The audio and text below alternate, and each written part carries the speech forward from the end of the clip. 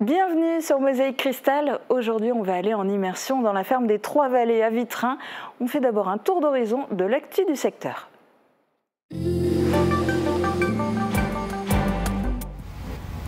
C'est un camping au bord de l'eau qui a des allures de petit village avec ses rues et ses allées. Salut Chantal! Le camping Saint-Vite de Neufgrange s'étend aujourd'hui sur 260 000 m². Un camping familial qui vit majoritairement de la location de ses emplacements. Il y en a 312 au total, dont 44 réservés à l'installation de camping-cars et de tentes. Ce couple de Belges a choisi notamment de s'y installer. Oh, c'est très bien, on a du beau temps. On va un peu promener dans les bois, il y a quand même des circuits. Et en plus, on habite en appartement maintenant, donc ici on prend un peu l'air. C'est pour ça qu'on reste 15 jours ici. Cette année, pour les touristes de passage, là on a beaucoup de Belges. On travaille beaucoup avec les pays étrangers, donc les Hollandais, les Belges, les Anglais, on a eu des Américains, on a les Allemands bien entendu, on a les Hollandais. Certains sont également des habitués des lieux. Ça fait presque 6 ans que j'habite à l'année ici. Je suis parti de Forbach. Et un peu la nature parce que la ville c'est plus pour moi. Donc. Je loue à l'année et ça fait plus de 5 ans. C'est très très calme. L'air, la vue, la forêt, le voisinage qui est très bien. Pour attirer des touristes et des résidents à l'année, le camping familial joue notamment sur ses nombreux atouts, comme son étang principal de 7,5 hectares tout autour des habitations. On a rempli de nouveau l'étang l'année dernière et les activités ont repris par rapport au paddle, au canoë, au kayak, planche à voile, il y en a qui ont un mini voilier, la pêche a reprise, voilà, tout a repris. Le défi aujourd'hui, c'est l'entretien de ces coins d'eau pour éviter les problèmes de pollution, comme ces algues qui avaient envahi l'étang Saint-Vite ces dernières années. Il a fallu procéder au curage de l'étang pour le rendre de nouveau accessible aux touristes et résidents. Le camping a profité de cette période pour réaliser des travaux sur les berges de l'étang. Surtout le pourtour de l'île qui a été complètement grignoté. On a refait tous les pourtours, vous voyez avec les gros trucs là en béton. Et ça nous permettra aussi après de planter, il y a déjà la terre et tout dedans, ça nous permettra de planter les arbres dedans.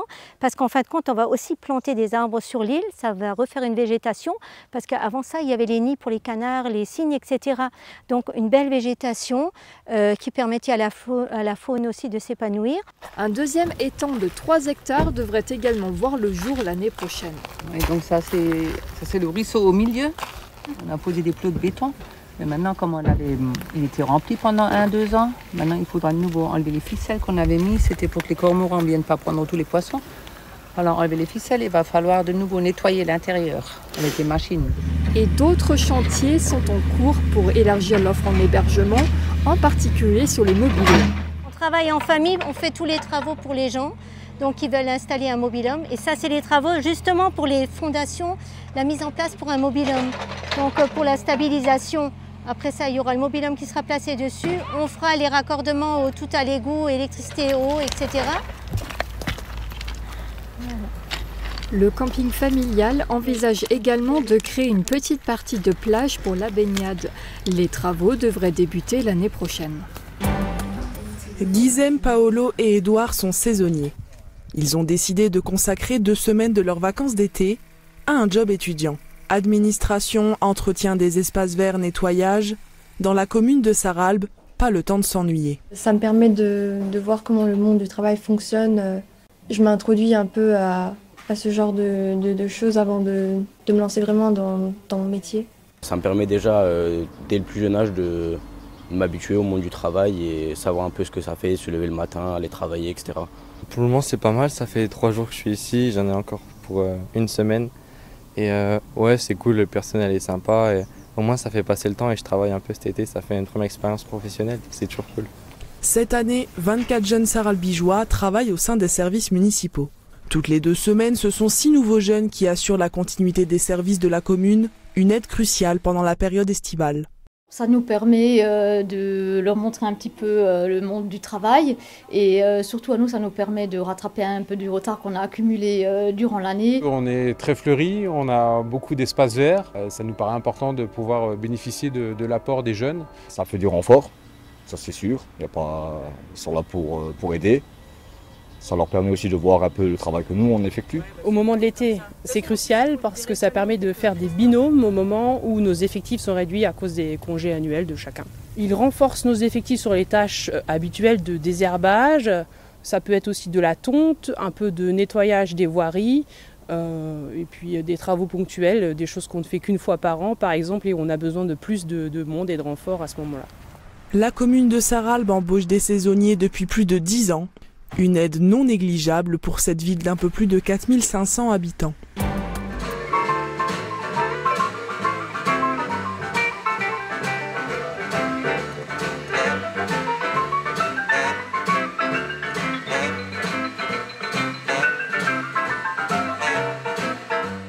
Le temps d'une soirée, le Boogie Woogie s'est invité en haut de la citadelle de Beach, où un public nombreux était venu écouter Nirek Mokar, indice Boogie Messengers.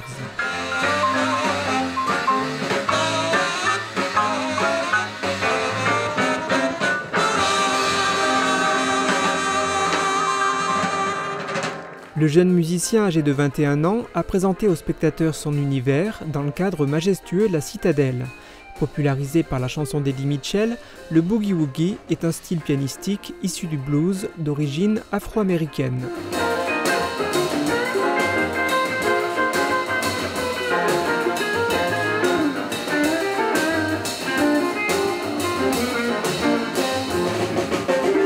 Ce concert était un spectacle délocalisé proposé à l'occasion du festival Au Gré du Jazz, un événement qui se poursuit jusqu'au 18 août.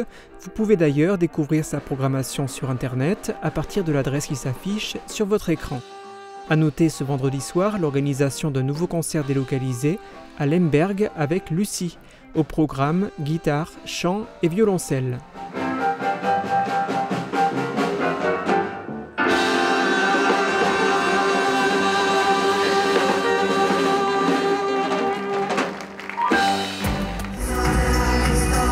W reprend du service. Le programme de la nouvelle saison culturelle de Woeswiller a été annoncé avec la présence de plusieurs gros noms. Ça va être une reprise de la saison culturelle au W, donc avec 3 grosses têtes d'affiche, plus un concours de jeunes, Révèle ta voix.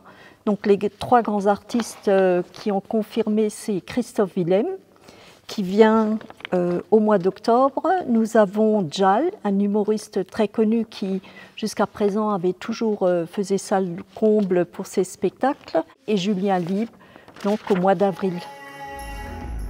Tout n'a pas encore été programmé, mais pour le moment, c'est déjà une belle remise en route. Nous préférons quand même pour le moment avoir 3 gros spectacles de manière à se remettre en route, puisque comme vous le savez, c'est toujours les élus qui s'occupent de tout ce qui est organisation des spectacles pendant, après le spectacle.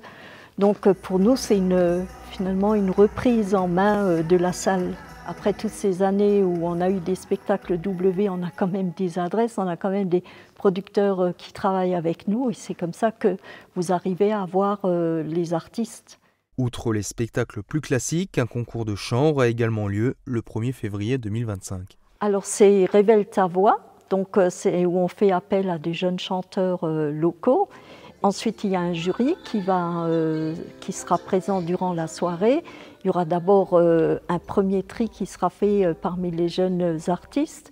Et le soir, donc, ils passeront devant le jury pour savoir s'ils sont sélectionnés et à quelle place. Voilà, c'est une place aux jeunes artistes. On a quand même des belles brochettes de jeunes talents chez nous et il faut les mettre en avant. Une nouvelle saison qui s'annonce riche au W. Pour participer au spectacle, les inscriptions seront mises en place à partir du mois de septembre. Ils ne partent quasiment jamais en vacances et ont rarement la possibilité de faire le pont. Les éleveurs prennent soin de leurs bêtes tous les jours et par tous les temps. Vous allez voir l'exemple de Thierry Meyer dans un instant, juste après les prévisions météo. La rénovation de vos façades avec Modern Habitat allie esthétique et une résistance garantie à toutes les intempéries.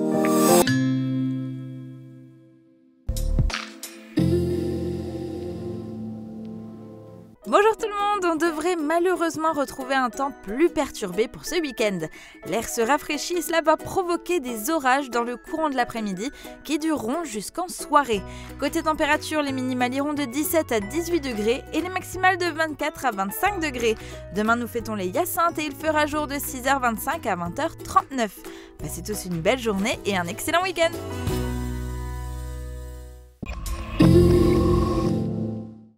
Continental Sarreguemines recrute. Vous êtes électromécanicien ou électricien industriel?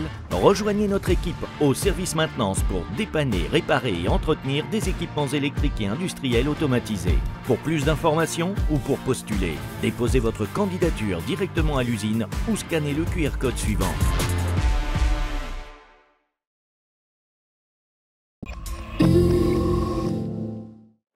Aujourd'hui, on vous fait découvrir une exploitation innovante. La ferme des Trois-Vallées à Vitrain a été créée il y a 5 ans et depuis, elle n'a cessé de s'agrandir. Marie-Morgane Pires a suivi le gérant Thierry Meyer pour découvrir le fonctionnement de son exploitation.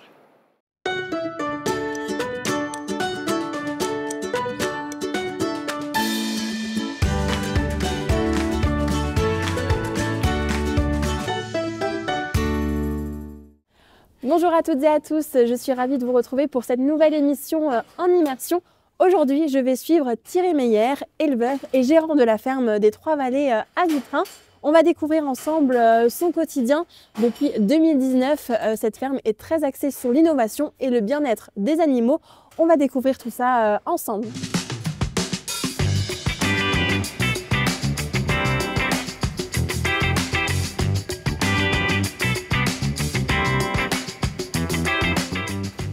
Bonjour.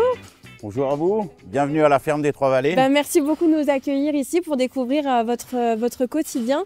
Il y a vraiment plein de choses que vous faites ici, plein d'activités, donc on va découvrir ça tout au long de la journée. Là on démarre près de vos bêtes, vous en avez combien ici? Alors actuellement on possède 150 mères allaitantes de race Limousine et Salers, 50% de Limousine, 50% de race Salers. On vient d'acquérir aussi un troupeau de race Wagyu, plus communément appelé bœuf de Kobe, même si nous on ne pourra pas l'appeler bœuf de Kobe parce qu'on n'est pas dans la région, c'est le bœuf qui vient du Japon. Il y a une souche d'Australie aussi. Et on possède actuellement, au total, on a 450 animaux. D'accord. Et ils sont très câlins. Oui, c'est le moins qu'on puisse dire, oui. Des animaux calmes, des animaux dociles. Ce sont des animaux qui profitent au maximum et qui font de la très bonne viande. Il n'y a pas d'animaux stressés ici. Il n'y a pas d'animaux sauvages. Ça, c'est pour le bien-être animal et pour le bien-être de l'éleveur aussi. Donc lui, il est né il n'y a pas longtemps? Il est né il y a 3 jours. D'accord. C'est le premier petit veau de race Wagyu qui naît sur l'exploitation. Est-ce que chaque naissance, c'est à chaque fois aussi toujours de l'émotion pour vous, vous attacher à ces animaux? Ah mais complètement. Chaque naissance, c'est une émotion, c'est le cas de le dire. Surtout quand ça se passe bien. Il y a parfois malheureusement des échecs, mais c'est très rare ici, parce que, comme je le disais tout à l'heure, l'aspect sanitaire ici, l'hygiène, tout ça, on respecte vraiment.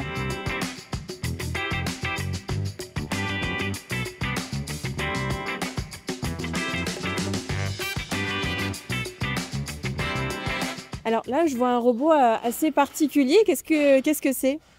Alors voilà, il s'agit d'un robot racleur qui est censé pousser les déjections les plus liquides qui se situent toujours à l'arrière de là où mangent les animaux. Donc c'est là qu'il y a toujours le maximum de déjections liquides. Ce robot, il est programmable, il se met en route le matin, il peut passer toutes les 2 heures. Il passe dans les 2 bâtiments. Donc il fait 4 travées, il travaille toute la journée. Ça nous évite à nous d'ouvrir toutes les barrières, de contentionner les animaux et de passer ensuite avec un engin de manutention pour pouvoir racler. Ça nous permet surtout de garder toujours une litière très propre et d'avoir des animaux eux-mêmes qui sont très propres.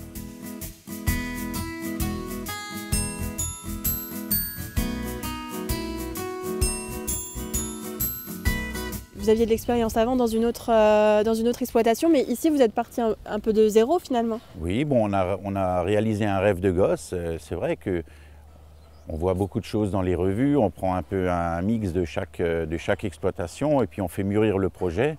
Et à terme, on arrive à ça.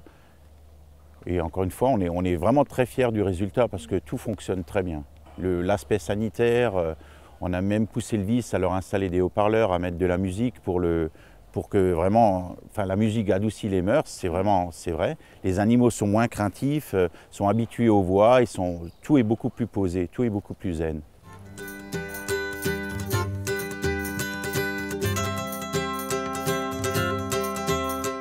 Là maintenant on est auprès de vos cochons, vous en avez combien ici? Alors on en a, actuellement il y en a 400. On est obligé de monter encore en production parce qu'on a la demande qui est croissante. Parce que comme je me plais toujours à le dire, nous on ne fait pas du porc, on fait du cochon. C'est de la petite boutade, mais nos animaux sont alimentés exclusivement avec les produits de la ferme. Une ration à base d'orge, de maïs grain, concassé, à laquelle on ajoute 20% de tourteaux de colza non OGM qu'on est obligé d'incorporer à la ration. Ça c'est un achat qu'on fait à l'extérieur pour pouvoir apporter un peu plus de protéines. Et les cochons, donc ensuite, une fois qu'ils sortent de la maternité, ils sont sevrés. Et là, on a donc les truies, on a une vingtaine de truies, donc ce sont les mères, avec le véra, le mâle. Et on sent que vous êtes passionné finalement par tout ça. C'est quelque chose qui est ancré en vous depuis longtemps? Oui, tout à fait, depuis tout petit. Mais oui, effectivement, être éleveur, c'est un métier de passion.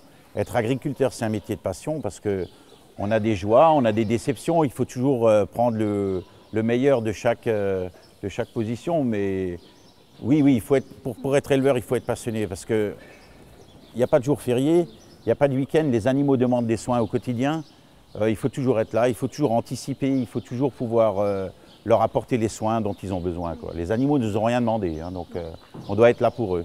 Oui, c'est complètement une passion, entièrement.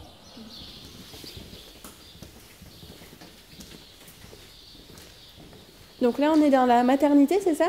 Voilà, c'est ça, c'est la maternité. C'est un local qu'on a aménagé spécialement pour les mises bas. Parce qu'au début, on faisait naître les porcelets dans la paille avec leur maman. Et on a subi de nombreux dommages, c'est-à-dire que la truie avait vu le poids qu'elle fait. Elle se couchait sur les petits et on avait 100% de la portée qui mourait écrasée.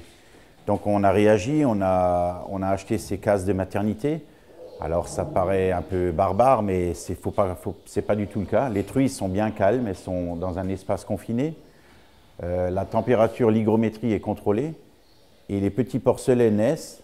Ils ont là des plaques chauffantes sur lesquelles ils peuvent ensuite se coucher. Celles-ci vont mettre bas fin de semaine. Et depuis, on a 100% des naissances qui se passent très bien. Voilà. Donc les porcelets restent pendant 28 jours ici avec leur mère, autour de la maman, qui les allaite, et ensuite ils passent à côté dans un post-sevrage. Donc c'est-à-dire ici, ceux-ci ont été sevrés le week-end dernier. Donc ils restent ici pendant quelques jours juste pour qu'ils s'habituent à une autre alimentation, qu'ils s'habituent aux abreuvoirs. Et au bout de 10 jours ici, ils partent ensuite dans la paille dehors. Okay. Donc là, on va nourrir des autres bêtes, c'est ça? Voilà, on va rapporter une ration de farine aux génisses qui sont destinées à la boucherie. Donc encore une fois, des céréales 100% produites sur l'exploitation. C'est destiné à leur donner un petit complément, à apporter aussi des minéraux. Donc elles sont assez friandes de ça.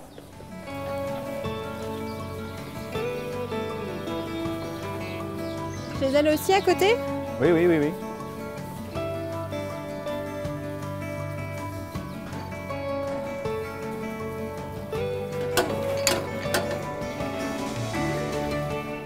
Donc on les complémente toujours un peu avec de la farine, des minéraux, qu'ils aient une ration équilibrée. Les fourrages produits sur l'exploitation, foin, herbe enrubanée, du trèfle enrubané, pour apporter un peu de protéines. Et comme on ne fait pas d'engraissement au maïs, comme je le disais tout à l'heure, on est obligé d'élever les animaux plus longtemps, mais la viande, elle est d'une qualité incomparable. Donc là, les bêtes là sont destinées maintenant à l'abattage, voilà. À Sarrebourg, c'est ça ? À Sarrebourg, tout à fait. On les emmène par nos propres moyens. On a une camionnette bétaillère. On les emmène nous-mêmes jusqu'à l'abattoir. Les cochons comme les vaches, comme les génisses. On abat uniquement des génisses, on ne fait pas de tourillon. On fait que de la génisse, la viande est plus tendre. On les emmène par nos propres moyens et les carcasses sont ensuite acheminées directement depuis l'abattoir par un camion frigo. Okay. Voilà, parce qu'on fait des volumes assez importants, on n'arrivait plus à aller les ramasser, enfin à aller les récupérer avec notre camion. Et du coup, ensuite, la viande est nouveau rapatriée ici pour la transformation qu'on va voir tout à l'heure, c'est ça? Les carcasses arrivent ici le lundi matin et ensuite tout est transformé semaine après semaine en fonction des besoins.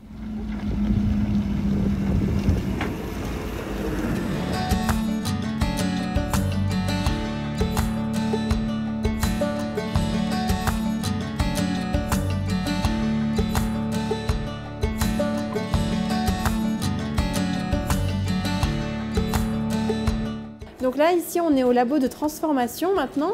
Donc expliquez-moi un petit peu comment ça se passe. Là, c'est le début. Voilà, donc comme je le disais, les animaux, on les emmène nous-mêmes à l'abattoir. Les carcasses arrivent le lundi matin à 7 h. Elles sont acheminées directement par un camion de l'abattoir parce qu'on fait tellement de volume qu'on n'arrivait plus à les récupérer nous-mêmes.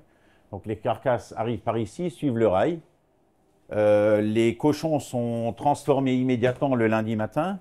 Et les bœufs, ils sont stockés ici en maturation pendant une durée de 15 jours minimum. Donc le bœuf est stocké ici 15 jours et après seulement on commence à travailler les morceaux. Ça permet d'avoir une viande encore plus tendre et c'est ce qui se pratiquait déjà autrefois. Il y avait toujours les bouchers, ils laissaient toujours mûrir la viande, on appelle ça la maturation.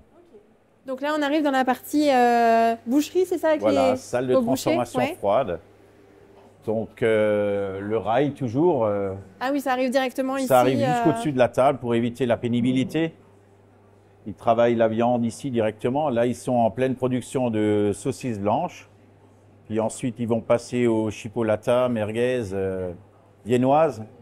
Et on est dans une marche en avant des produits. Il n'y a aucun produit qui peut revenir en arrière. D'accord, il y a vraiment tout un cheminement. Voilà, tout à fait. Donc, on va faire le cheminement dans l'ordre. Alors, on a le pack hygiène. Ça permet d'avoir une traçabilité sans faille. Il y a un scanner. Tous les tickets d'abattoir sont scannés. On peut ainsi voir la traçabilité de tous les produits en live, la température des frigos, quelles épices sont utilisées, les dates limites des produits, tout est enregistré dans cet appareil et ça permet aux bouchers de moins avoir de papier à remplir et puis d'être beaucoup plus précis et en temps et en heure. Et d'être dans les normes. Complètement, ouais. complètement. Ça c'est une réelle avancée aussi et c'est vraiment un soulagement au quotidien pour les bouchers. La salle de préparation des commandes et puis le frigo donc de produits cuits. Les produits sont stockés ici, sont travaillés ici, soit emballés, mis sous vide pour aller au distributeur qui se situe à Silsheim, ou alors directement dans le camion magasin qui va ensuite faire la tournée dans les villages.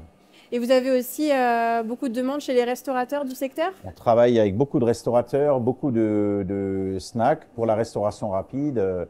On a notamment le restaurant Victoria situé au village qui achète toute sa viande de bœuf, toute sa viande de porc chez nous. On ne peut plus local et c'est un pari gagnant-gagnant pour tout le monde. C'est vraiment la boucle est vraiment bouclée, quoi. Les animaux sont élevés à 1 km du restaurant, ils travaillent sa viande, ça marche, c'est très bien. Vous vous attendiez justement à un tel engouement au départ? Pas du tout, pas du tout. On pensait rester petit, vendre quelques... Mais après, quand on fait de la bonne qualité, ma foi, on les récompensait de cette manière. Et c'est valorisant pour tout l'ensemble du personnel. C'est une belle aventure.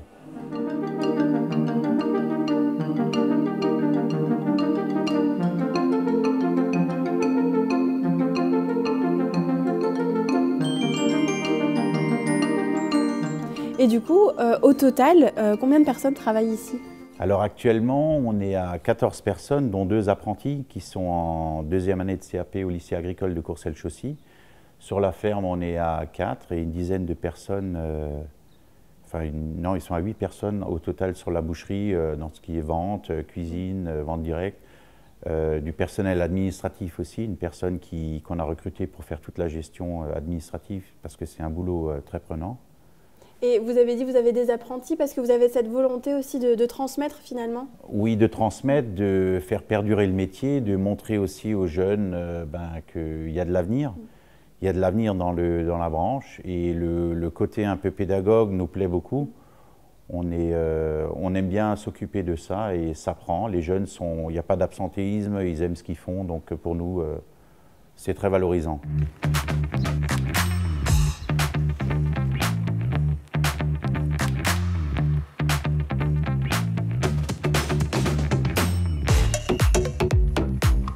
là que vous avez installé votre distributeur automatique, c'est ça? Voilà. Donc 64 casiers qui sont remplis quotidiennement. Ok. Parfois 2 fois par jour. Il y a un des employés qui vient les remplir. D'accord. Et donc juste à côté, voilà. vous avez un autre grand projet, un magasin, c'est ça? Exactement. C'est un local qu'on a loué à la commune. C'était l'ancien local des sapeurs-pompiers. On va faire des transformations extérieures. On va l'agrandir sur le côté. Et ça sera donc un magasin où on fera ensuite la vente directe. Boucherie de nos produits. Donc on gardera toujours encore le camion pour faire les marchés, mais on aura le bâtiment là. Et qui dit vente sur place, il faudra encore une fois du personnel pour la vente, des bouchers, donc encore une fois plus d'emplois. En plus c'est un axe de passage, c'est l'axe Sarreguemines-Sarre-Union, il y a énormément de passages, il y a un parking à côté, c'est jouable. On est assez confiant sur le projet.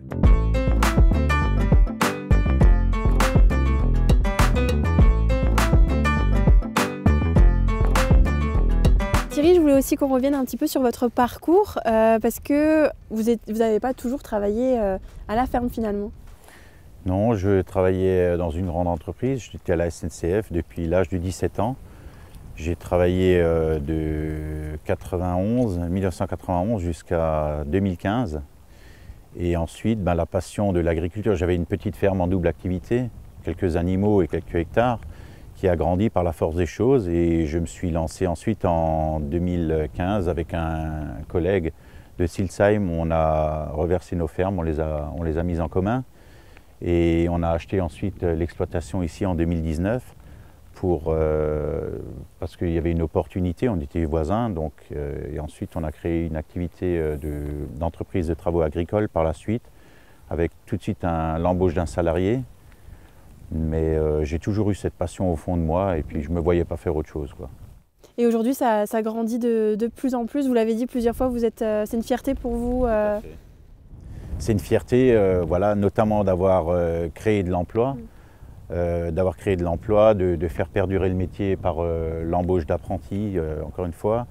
C'est une fierté de travailler, c'est une joie de travailler au rythme des saisons, avec des animaux, avec du vivant, que ce soit des céréales, que ce soit des animaux, c'est du vivant, ça demande des soins, ça réclame des soins.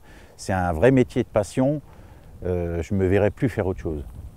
Mais en tout cas, on l'a ressenti, je pense, pendant toute l'émission, les téléspectateurs aussi, cette passion, elle ressort vraiment. Donc merci beaucoup de nous avoir accueillis aujourd'hui pour nous faire découvrir votre quotidien. C'était vraiment super intéressant. Et merci à vous de nous avoir suivis. Et je vous retrouve très bientôt pour une nouvelle émission en immersion.